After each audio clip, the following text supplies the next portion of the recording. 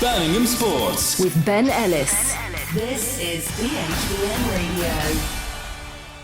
It is the Monday after from Birmingham Sport, BHBN Radio. What it is Birmingham's Hospital Radio Network. And every week we provide top quality coverage to all of the wards of the hospitals and Birmingham and the surrounding areas. And on a Monday, although we record it on a Sunday, we react to all of the action here on the show. I'm joined on the call by one of our ace reporters who was up at the Etihad Stadium yesterday watching Wolves against Manchester City. It's Connor Porter. How you doing, Connor?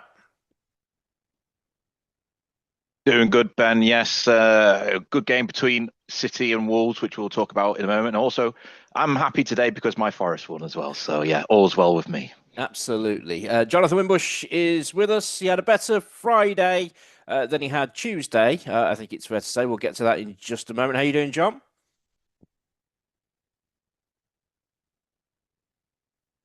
I thought he was here. Is he here? He is here, but he's just shaking his head. Maybe is he still trying to get over Tuesday? Enton Barefoot's with us to provide some balance as well, while John sorts out his technicalities. How you doing, Enton? Yeah, all right. Just got a little bit of a head cold, but other than that, I'm all right. Okay, then. We'll get on to that. I'm looking at... You can't see this. I'm looking at Jonathan Wimbush looking very confused. But okay, it's all very, very interesting. Right, we'll start with the Premier League and first win in 21 years up at Newcastle for Aston Villa, who continue to defy the critics, saying that they can't sustain any kind of challenge near the top of the table. But I've got to say, well chuffed with what happened up at Newcastle. Goals from Emi Buendia and Ollie Watkins. Connor, that's a proper win on the road, that, isn't it? No doubt about it. 100%, Ben, you're right. A great strike from Buendia on the edge of the area. And then in the closing minutes or so, Ollie Watkins getting that second to pretty much give Villa all 3 points in that game there. Yeah, it's always a tough place for any team to go up to St James's Park and to try and get a result from there, because it's such a unique atmosphere up there at Newcastle. And Villa delivered on the day, managed to get themselves 3 points and keep up the chase for the Premier League title. I think we can officially say now, Ben. I don't know. After the Arsenal result, and of course the City got a result against Wolves, which we'll talk about later, but. Yeah, this Villa team is looking strong. It's looking like a potential contender now going forward. Obviously, the caveat comes as to how they are going to perform in the long run in terms of depth and things like that, which has always been highlighted from many Villa fans that I know, especially you, Ben. I think you've mentioned quite a few times that the depth could become an issue. And but it's results like this that make and show what contenders are made of. You have to go to places like Newcastle, get a result. If you want to be challenging for the title, you have to be going to the difficult grounds away from home and picking up points, whether it be a draw or a win, and marching on forward to show your credentials. And Villa showed that today against Newcastle. That's right, isn't it, Enton, who is with us as well, Enton Barefoot. Proper teams win 2-0 at places like Newcastle. Any team can win an end-to-end ding-dong by the odd goal in 5, but proper teams with big players and a top manager, they win not comfortably but decisively at places like Newcastle. Villa are in that mindset now. As a squad, they're just, the confidence is through the roof, isn't it? So, and I even spoke to Mike, and he was more nervous about, because it's a voodoo ground for the Villa. But I said, the way Villa are playing, I won't be surprised if they get the result. So it was a good game to watch as well. So fair play to Villa. They are showing some credentials, aren't they? Yeah, and this narrative, and we will redress the balance, because a lot of it from the national media was, Newcastle had a big week in Europe and Newcastle have got a lot of players missing. Sorry, is that not the case for Villa as well? Villa have just been to Fenerbahce on Thursday night, one of the toughest places you can go in Europe, and came away from there with a win and a clean sheet. So, okay, let's at least show a bit of balance here. It's almost like the Europa League is dismissed, isn't it? Because it's still a European competition, but if you're not playing in the Champions League, that doesn't seem to that takes precedence over the Europa League. So again, it's a narrative that people like to speak. So let them carry on. At the end of the day, Villa there's so much to like about Villa and what they're doing this year. Got to be honest, I haven't cheered a Man United goal more than Cunha's winner, which That was a great goal as well, wasn't it? What a goal! Felt strange, to be quite honest, but I'm not so petty and small-minded, but the faces on the Arsenal fans at the Emirates at the end of that, thinking it's all unravelling again. Oh, poor us. Kim Smith has joined us on the call. Jonathan Wimbush still looks confused. He does. I would be confused as well by the way that West Brom have been playing recently. So I don't blame him. He looks genuinely puzzled, like we've set him some kind of algebra question to figure out before he can actually join. Kim Smith's here, though. How you doing, Kim? I have a cold, so if I disappear, it's because I'm going off to sneeze, but I'll be back shortly. Lots of lurgy around. Enton's already. Connor, you okay? We're checking he's all right on the old health grounds. Has Connor dropped off? I'm good. I'm all good. I didn't realise you wanted to jump in. Genuinely concerned here for people. Yeah. Okay. We're going off the rails a little bit, I thought. So I thought I'd just give the thumbs up. No problem. Right, we're going to give this a try. I don't think it's going to win us any awards, but Jonathan Wimbush, can you hear us? No, he can't. No. Should we talk about West Brom now then while he's not here? Should we rejig the... I'll talk about City versus Wolves if you like. Yeah, okay, we'll do that because I mean it's pretty straightforward. Wrap up the Villa chat, Connor. What was important now is that they've qualified for the last 16 of the Europa League before the final fixture, which means they can make wholesale changes for this final game at Villa Park before returning to league action against Brentford on Sunday. Absolutely, and we know from many of years of watching Manchester City and Chelsea go for the title that squad rotation is crucial. You know, Liverpool too is so crucial for any title push. And you know, it might seem like really strange territory for Villa fans to be in. That a lot of people are now that saying that they're in a title push, but now you have to acknowledge it. You have to acknowledge it. You have to take the window of opportunity, per se, shall we say, for our other show that we've got. And go for the essential opportunity that's ahead of you. And for Villa, that is a Premier League title push. You know, they got the upcoming game in the Europa League where they can do rotation this coming week, and then they got Brentford next weekend at home. Bournemouth away might be a tricky game given the fact that Liverpool lost there over the weekend. Hosting Brighton and then hosting Newcastle again. So, that's in the FA Cup. But yeah, there's opportunities for rotation, but certainly every single one of those home games between now and the end of the season, as we have seen for Villa throughout the past couple of years, especially since Unai Emery's been in charge, they've got to be must-win games. They have to be winning those games. And then it comes down to away form. Can you pick up the points, away from home at the bigger teams? Can you beat the teams that you're supposed to be beating away from home, despite the atmosphere that might be surrounding it?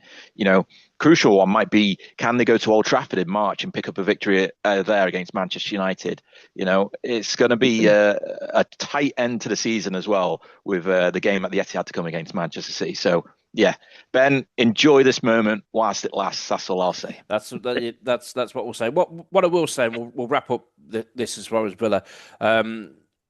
At least Villa's big players turned up in a big game, which they did at Newcastle. There have been too many times where it's been there for them to go and achieve something, and in the biggest of games, they haven't turned up. You think of the FA Cup semi-final last season. You think of the final day of the season at Manchester United to get into the Champions League. But a tough place to go against a team they're competing with to get into the Champions League. They went up there and they did a thorough professional job, and I'm absolutely chuffed to bits as far as that's concerned. The Monday after from Birmingham Sport, BHBM Radio, looking at more Premier League action when we come back. BHBN Radio has been going since 1952. It is run entirely by volunteers, 24 hours a day, 365 days a year.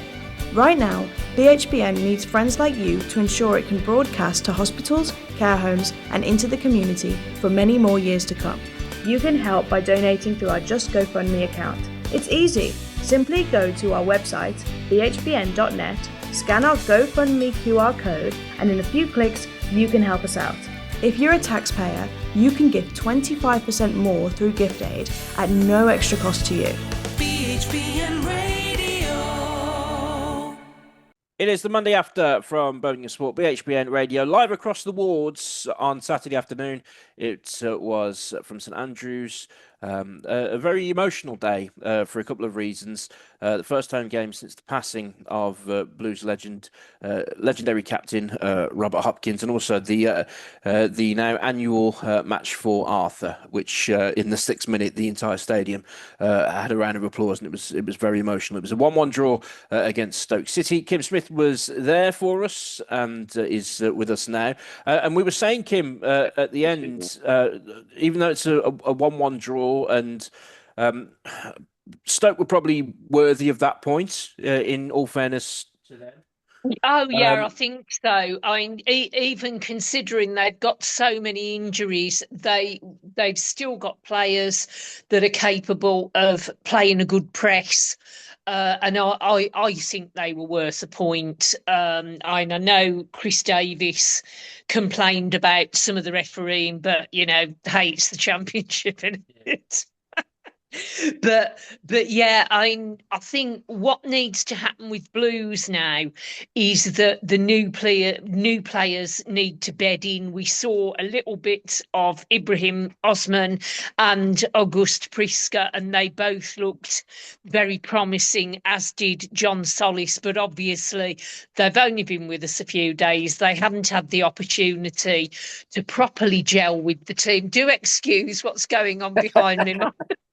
My husband is crawling in. It's been quite the episode, this, hasn't it? There's been quite a bit going on across all areas. Hello, Godfrey. At least we haven't been treated to John's cat washing its backside. No. Anyway. Give it time, though. Give it time. Yeah, exactly. I mean, Stephen Nzonzi of Stoke, who's about 72 now. Yeah.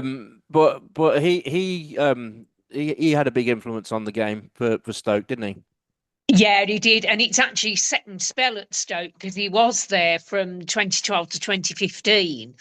But yeah, I mean, he's obviously kept himself very fit, and he must have been very lucky with injuries as well. But I mean, he's still going at 37 and did really well, sort of holding the rest of that team together around him because, I mean, Stoke were in effect playing their second team. They got 6 academy kids on the bench, but Mark Robbins, he's a very good manager. We saw that when he was with Coventry, and he's doing the right things with Stoke. They started very well, then dropped off a bit, and of course they've now been dealing with all the injuries. But yeah, fair play to Stoke. They came to have a good go, and they did. Yeah, no doubt about that. Players coming in, but players leaving as well, which has been interesting during this window, and some of them even having an impact. Some of them even having an impact. And scoring for Portsmouth in the derby against Southampton, but something of a surprise in Mark Leonard. Mark Leonard going to Hearts. Yes, I suppose his issue was that he wasn't going to get enough game time. Because he is further down, because obviously when we do have a bona fide right back, then Tomoki Iwata will be, he will then be competing with Tommy Doyle and Pek Seung-ho, and you could see Mark Leonard actually struggling to get into the setup. So I think that is probably the best move for him. And I heard earlier that Alphonse Samsted has gone to a favourite team of yours, Ben. Go ahead, Eagles. Yeah. Yeah, Crystal Palace in disguise in Go Yeah, Ahead that's Eagles. it. I mean, it's all very tight in the middle of the championship table. Connor Porter. I mean, if Blues make one or two more additions in the window, could they realistically push for the playoffs in the second half of the season? I mean, we all know from many years of covering the championship that it is one of the tightest and most competitive leagues throughout Yeah, the world of football. I think for Blues that the most promising sign for them is that although the process of the season so far has been a bit of a middle of the park really, and it's shown with them being middle of the table. Some of the signings that they've made this January transfer window have shown some good, strong, impactful play. You mentioned about Osman yeah, during the game against Stoke. He looks like he could be a promising player. August as well. I forget his last name off the top of my Fisker. head. Yeah, Yeah, he's could be a promising player too. So they've got some quality there. Whether or not it'll be good enough to leapfrog a couple of teams that are ahead of them and squeeze into that championship picture, it goes back to what we've been thinking about over the past couple of months or so is Blues' home form can be really, really good. It's just their away form that yeah, sometimes lets them down. yeah, So it's a case of they need to make sure that they get those points away from home, and then eventually they'll start climbing the table, especially if they're able to take points away from teams that are ahead of them, like Stoke City. So this past weekend was a good start for Birmingham. Whether or not they'll be able to carry on and keep on taking those points away, we shall see. But the good news for them, I suppose, is that they've got a couple of home games coming up in which they can yeah, correct their form and hopefully carry that into the away games coming up as well. yeah, definitely. And then, of course, in the FA Cup, it's Leeds, sometimes known as Dirty Leeds. 30 leagues. Dirty Leeds. Yeah. Dirty Leeds who are doing very well all of a sudden, but that's another Yes. matter. You mentioned away games, and it's Oxford on Saturday. We're going to be there. Kim's going to be there for BHB, and they got a result at Leicester, which has led to the sacking of the Leicester manager Oh, is it Marti gone? Cifuentes. Right, Yes, I haven't seen that much news news broke on. today. Yep, that news broke during the Premier League football on Sunday afternoon. So Oxford will be quite confident going into that one. It's a bit of a shame that Gary Rowett still isn't there, to be honest. But that's an opportunity to try and Kim try and put Yeah, that away form in order. yeah, definitely. And also, the new players have got another week to bed in and and learn the systems and the set plays and everything else. And actually, talking of set plays, we saw a very well enacted set play for Blues goal on Saturday. Because as Tommy Doyle fired the corner in, nobody on the Stoke City side picked up Jay Stansfield backing off very, very suddenly to head that ball across. And that one certainly worked out. So yeah, it'll be interesting to see if there's any other tricks up their sleeves in the next few games. We shall wait and see. All got underway, the action. It is the Monday after from Birmingham Sport BHBN Radio and part of our stellar coverage that we brought you across the wards on Saturday included Premier League action from the Etihad. Connor Porter's with us and he was at Manchester City against Wolves. A 2-0 victory for City. Kind of seems routine, but there's different layers of context when it comes to Wolves because you have to find things to talk about. You have to find things to be positive about. We all know how that story is going to end as far as Wolves are concerned, but it's what happens on the journey to get there. And you were obviously at the Etihad. You were at the previous home game for Wolves as well, the 0-0 draw with Newcastle. So you've seen Rob Edwards, Connor, in a couple of press conferences. Is it just me, or is it coming across that he's actually really loving being the manager of Wolves? He's actually getting his teeth into this, and I think he's actually enjoying the challenge of trying to get Wolves ready to launch a comeback to the Premier League next season. Yeah, and if you to ask him that question personally, he'd be say, "Well, I'm enjoying the challenge of trying to keep Wolves in the Premier League for another season. And if you look at their form over the past 6 games, one would say that he's definitely stepping into that direction. You know, they picked up, I think, 6 points in the past 6 games, which is amazing considering the start that they had to the season prior to that.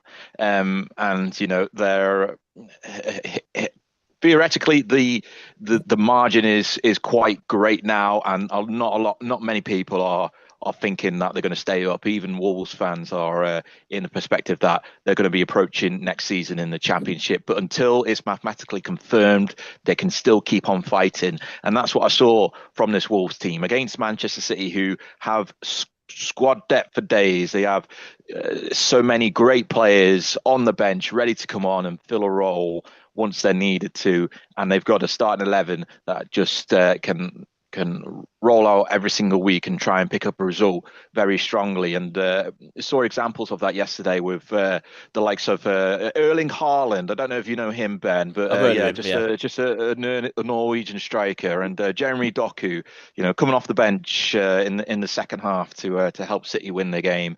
But you know, first half performances, Marmoush with a great close range finish inside the first 6 minutes really put a staple onto the game of City. This is going to be our game to control, and that's pretty much how they did with possession until around about a couple of minutes before the break, where Semenyo cut in nicely into the penalty area and then curled one into the bottom corner, carrying on his form since his transfer from Bournemouth earlier on in the transfer window. So, yeah, Guardiola will be a bit disappointed that City didn't win by more than 2 goals, but at the same time, in the second half, Wolves just looked like a completely different team than one that I've seen over the first couple of months of the season. They were just going toe-to-toe with City. Mateus Mane looked brilliant going on in attack, and he's going to be one that will more than likely stay in the Premier League next season if Wolves do get relegated.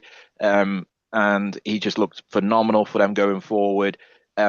And you have to think now, as I mentioned as well in my report to you on Saturday, the main target for Wolves this season will be to make sure that they surpass the historic points total, the lowest ever recorded points in a Premier League season of Derby Counties of 11 points. At the moment, they're on 8, so you know, only 4 more points to go.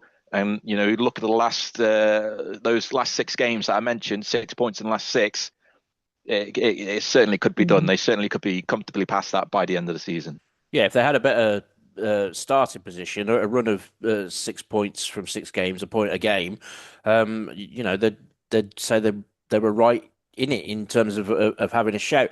This game will probably long be remembered for the debut of the referee, Farai Alam, his first Premier League match in charge. And Enton Barefoot, who's with us, a rare occurrence in this one where he hasn't given a penalty. He's been advised to go to the screen to review it. This is on a potential handball against Mosquero of Wolves. But he had the courage and the conviction to stick by his decision, and many people are saying good on him. Yeah, I watched the game, so I thought he refereed the game very well. Considering it's his first game in the Premier League, I thought the decisions he made, I think, were correct. He wasn't rushed to get the whistle to his mouth, so I think he controlled the game the way he wanted it to be, and that decision, you know, stuck with his conviction. He wasn't going to overturn it. He knew what he said, followed the rule of the game, and fair play to him. It's in your first Premier League game as well. It's like, you know, you want to be part of those games, and you want to be that type of referee, and he got that decision right. So fair play to him. I hope he takes that under his wing, and then the next one, whoever his next game is, he'll have the confidence now then to go into the next game and referee the way he wants to. I'll be interested as well, though, if when he's on VAR duty, if he wouldn't then send an official to the screen for something similar, because he has it clear in his mind about what is clear and obvious, which are generally the rules and the terms that are set out by VAR. We're going to give this like a 4th or maybe even 5th attempt. Jonathan Wimbush, can you hear us? Yeah, I can now. I've had to resort to the phone. So yeah, a few technical issues, but yeah, I'm here now. You know why this is? And I've had a dig at Jonathan Wimbush on social media for his own TikTok.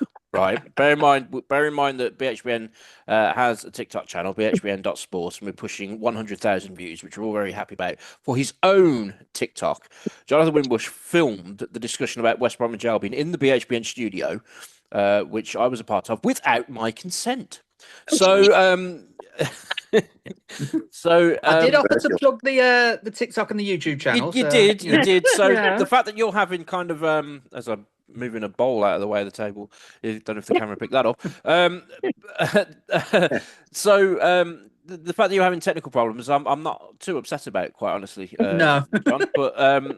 But you are with us, which is very good indeed. We've got to get to the championship and discuss what happened over the course of the weekend on BHBN.